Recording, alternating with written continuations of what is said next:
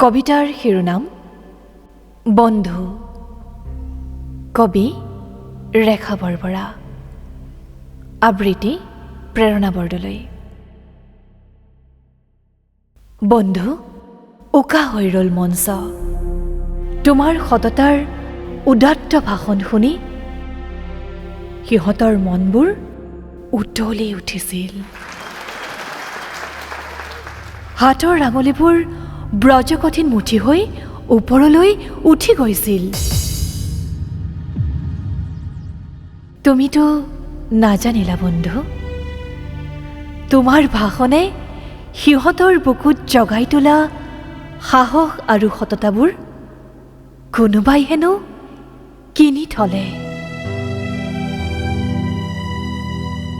এদিন সিহঁতৰ অভিনয়বোৰো শেষ হ'ল আৰু চোলাবোৰ খুলি সিহঁত একোটা শিয়াল হৈ পৰিল। বন্ধু, তোমাৰ ভাষণৰ টুকুৰাবোৰো এতিয়া অ'ত ত'ত পৰি ৰ'ল।